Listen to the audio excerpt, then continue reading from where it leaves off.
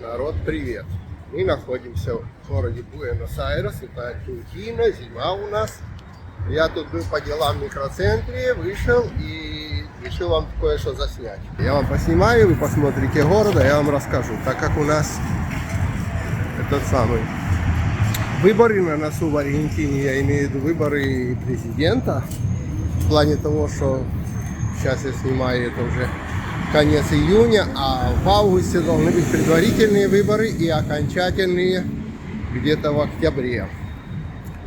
И самыми такими претендентами у нас был раньше, самым таким, как по социальным сетям, по разговорам в Буэнос-Айресе, в общем, был раньше Лоретто, мэр города нынешний. Так, все стоят в ресторанчик покушать, танго послушать. Этот самый мэр города Лоретто, да?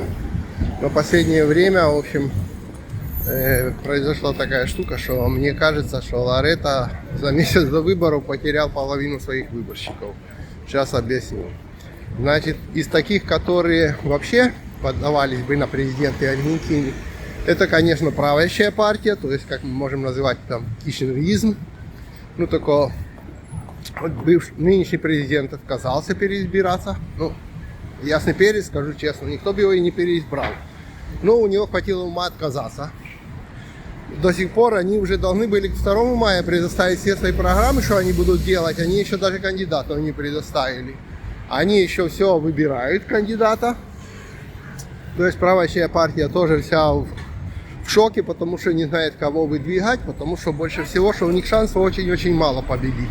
И они то там Сьоли, бывшего губернатора провинции, пытались выдвинуть. Потом, по-моему, снова его задвинули. Сейчас вроде бы массу. Вот, нынешнего министра экономики выдвигает. Но это тоже еще той жук. В общем, я думаю, что у них там, честно говоря, шансов, конечно, они там проплатят и все такое. Это правящая партия, но именно как по реальности, то шансов у них маловато. Потом у нас есть один такой вообще все... это самый Милей, который все прямо этот самый радикально хочет порубать, такой перестройщик такой. У него тоже было молодежи очень много поддерживает, но шансов было мало. Идеи у него такие очень радикальные, и он даже не знает, как он их там сможет решить. Но это которые идеи радикальные имеют. То есть переломать все, повыгонять все, повыкидывать всех, поставить доллар и все в таком духе. И Лоретто, у которого были самые крутые шансы. Вот. Оппозиционер, мэр города Буэнос-Айреса, прикидывайте, и теперь получается такая фиговина. В общем, когда его взлетел сильно еще рейтинг, это когда был коронавирус. И вот он прошел, его классно, город гордился, как говорят, теми правилами, которые он вел. Его там всегда поддерживали его министры, я имею в виду, которые здесь в Буэнос-Айресе есть. А у нас же Буэнос-Айрес, Каба, считается отдельным государством. Ну, скажем так, как провинция, имеет статус отдельной провинции. Соответственно, тут свое правительство и все в таком духе. И у него были очень шикарные на победу шансы. До последнего времени я и Света, и все наши знакомые. Ну, в общем, то, что мы знаем, город был, скажем так, 90% проголосовало города за Лоретту. И смотря на него с других провинций, тоже бы проголосовали, как город, как говорят, голосует, так бы у него было куча шансов. Ну, в последний момент они там пересрались вообще все в своей партии. Вот. Теперь их партия будет выдвигать несколько кандидатов. Допустим, Лоретто будет идти там, это самое, как кандидат, а еще Бурлич будет идти как кандидат. Все они из одной партии. Но фокус не в том. Фокус в том, что вот недавно, во-первых, он никакой программы не выдвигает, а только, ну, будем бороться там с преступностью. Но это мы сколько здесь живем, почти 30 лет. По каждые выборы у нас все говорят, будем бороться с преступностью, будем жить лучше. А конкретно, как это будет происходить, никто не знает. И самое главное, которое трубило избирателей, как я знаю точно, процентов 40-50, так это то, что он себе формулу вице-президента выбрал нынешнего правителя провинции Хухуй. Там такие жизнь отвратительная. Там такое сейчас творится в том Хухуе, там такой крадеж идет, там народ дубинами разгоняет. Это кричит, это наша формула, это мы с ним будем будущее строить. В общем, это рыгачка. Все. Теперь тех, кто был за Лорету, большая половина вообще в расстройстве. Почему в расстройстве? Потому что не знает, кого выбирать. Кишнеризм не хотим. Уже наелись по саму завязку кишнеризма. Этого самого Милея страшно, сказать честно, с его радикальными реформами. Ну, а этого не. Жить как хуй потом, не. Спасибо. Так что все пролетает. Как минимум я читаю на этих самых, на форумах всяких, в фейсбуках, в том, всем, где он там только его фотографию поставит с этим, который с хухуя губернатором. Сразу там первые 10 комментариев, это, как всегда, купленные комментарии, знаете, это, как говорят, свои пишут. Те сразу такие, да, все крутенько, блин, ты молодец, вам удачи, а потом посчитайте чуть ниже. Там всегда пишет уже народ, там такие, в общем, посылания, что не доведи Господь. Да как же ты нас мог так подосрать? И все в таком духе. Одним словом, народ, даже не знаем, кого выберем. Как интересно будет, чувствую, в этом году на выборах. Просто суперский. В общем, суперский. Или будем жить как хухуй, или будем снова с кишнеризмом, как все эти, блин, не знаю, 30 лет или 20 лет. То есть продолжать бесконечный цирк. Или же будет у нас такие выборы, как этот самый. Выберем совсем человека, который все сказал, переломаю, все. Всех этих самых, блин, долларов введу, пособие позабираю. Вот. Кто там какой-то с оружием пришел, от оружия и умрет. Ну, одним словом, чувак радикальный. Там прямо так. Не знаю, что тут будет. Это школьники в музей привели. Это я чуть-чуть центра покажу. Что-то к чему-то готовят, сцены какие-то строят. И куча автобусов, которые школьников, они бывает, школьников привозят эти автобусы, а бывает привозят забастовщиков, ну, проплаченных, чтобы они тут приехали на какой-нибудь митинг и покричали все дружно за правительство. Это ж, наверное, в ваших странах тоже такое делают, правда? Вот. Ну, школьных автобусы нагрузили, по бутерброду дали или что там, гречневую кашу и вперед, блин, с флагами. Поддержку, блин, правительства, кричать, горланить. Ну, у нас, мы не исключение, у нас так же, как только кишнеристы правят, так вот, всех, как говорят, за гречневую кашу, за чорепаны в автобусы и на манифестации, флажками махать, как мы любим правительство. Вон, видите, куча автобусов. Это я вышел специально на площадь центральную, чтобы видео было не таким скучным, покажу, что тут творится. Так. Значит, здесь что-то строят. Ну, я уже тут, как говорят, много раз показывал. Наверное, к 9 де Хулио готовятся. Это ж 9 Хулио будет. Вау! Вон, видите, как все вклад. Крутенько. Наверное, тут такты будут на 9 де Хулио. Вот к ним уже начинают готовиться, наверное. Так, правительственный дворец. Вон. Ну, там АФИП, налоговая инспекция центральная. Там банки наши центральные, дальше Министерство экономики, КГБ и все, что надо. Все, что должно в стране быть. Ну, вы понимаете, да? Так что вот, пройдемся тут. Я тут был по делам, этот самый, машину одним словом переоформлял. Штраф нашел один. Они мне нашли один штраф, который был не заплачен с прошлого года. В провинции, потому я не знал о его существовании. Оказывается, с августа прошлого года. Я всегда смотрел по Буэнос-Айресу, а по всем Аргентине не смотрел. Ой, люди фотографируются, руки поднимаешь. И прикиньте, нашли один штраф при оформлении.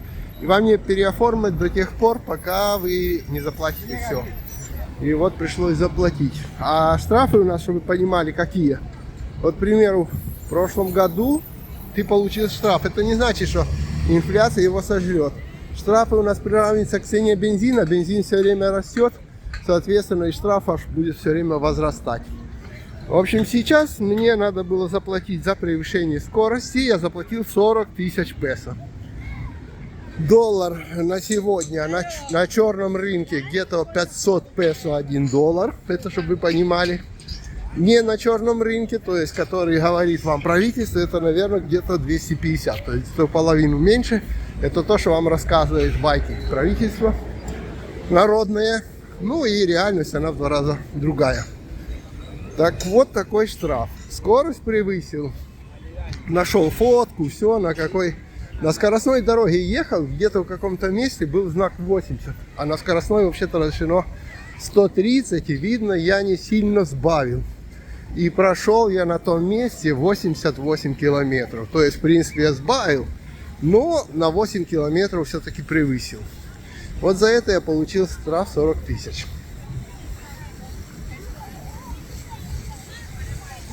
Как вам нравятся такие штрафы?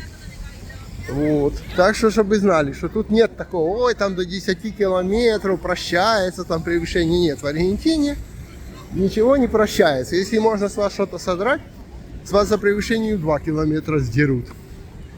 Это я к тому, чтобы народ вы ориентировались о нашей жизни.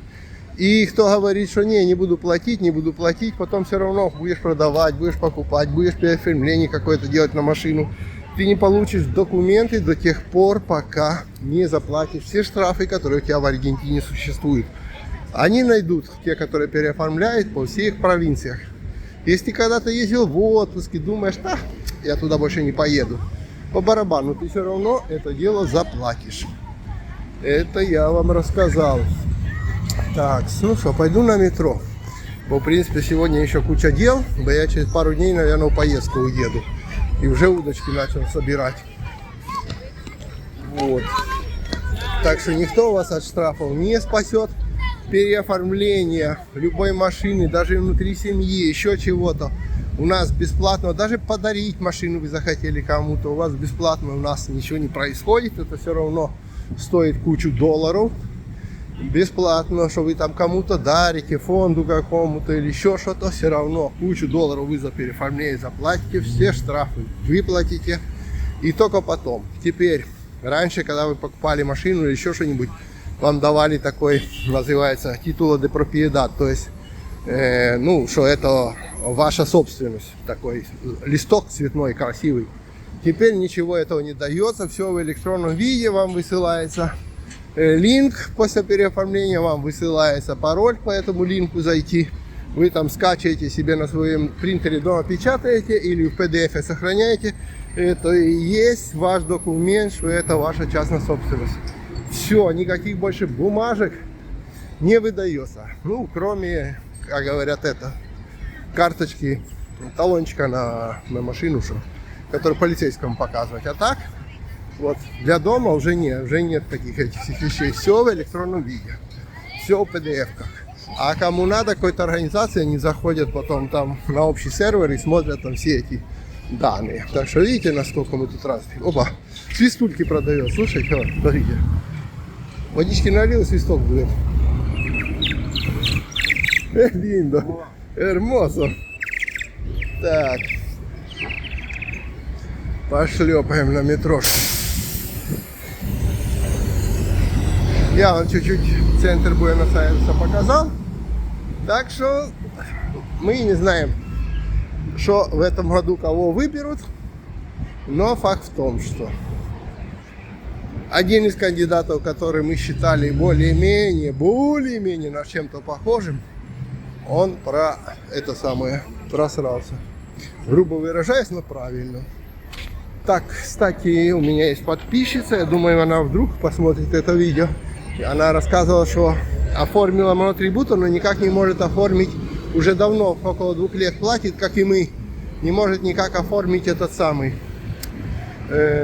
медицинскую страховку. Кстати, много приехавших, кто когда-нибудь получит эти самые документы, оформит монотрибутор, и вам не будут оформлять медицинскую страховку, вы платите года, она не оформляется. Единственное, что вам поможет, это вот, смотрите. Вот сюда или приходите сами, записываетесь по страничке на приемные часы и заходите вот сюда, когда оно открыто. Видите, вот эта организация. Вот, Суперинтенденция де Салют. Вот, это вот Министерство здравоохранения. И тут подаете жалобу. И тогда, когда они пару раз подадут в суд, на вашу медицинскую, на организацию, которая вам выдает медицинскую страховку, вам наконец-то все разрешится. Вот сюда приходите. Ищите по интернету такое название и делаете такие там типа кляузы. И не вы в суд подаете, а они подают в суд. Министерство здравоохранения на образ социаль. До этого, без этого ничего не пройдет. Сейчас моноатрибутисты образ социаль не хотят брать, потому что моноатрибутисты им платят чуть меньше за эту страховку, чем наемные рабочие, за которых платят организации. Из-за этого у них прямо ступор, они вот уперлись рогом и не хотят брать. Хотя официально должны. Ну, то, что должны и то, что делают, это разные вещи. Вот так у нас и происходит. Ладно. Я на метро и домой. Это наше метро. Вот. Супте. Я поехал в другой конец города. Пока, народ, пока. Я же вам еще, наверное, супте покажу чуть-чуть. Так, это я телефоном снимаю, так что если вдруг какая-то не такая качество и все, то что есть, то есть.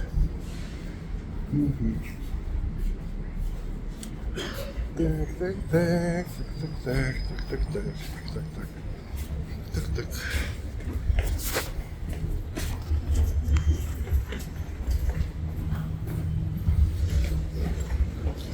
Сейчас мне понадобятся мои руки, чтобы достать карточку. Но поезд подъезжает. Пока. Карточка не проходила и не проходила до тех пор, пока поезд, не ушел. Надо другого ждать. Не знаю, что-то. Этими карточками почти не пользуюсь. Раз-два раза в году. Наверное, что-то она уже сильно застаревшая. Надо ее уже выкинуть, другую купить. Будем ждать. Вон вроде еще один едет. Такой у нас подземка наша. О. Хорошо, хоть в поездах кондиционеры теперь есть, раньше-то не было. Микроцентр вообще уже немного запустил Лоретто. Выборами увлекся, вон стены не крашеные, подтекает, а ему выборы. Хочет, чтобы мы жили как кухня. Так что все, поедем дальше, по метро покатаемся. Ну-ка. Открывай нельзя. О.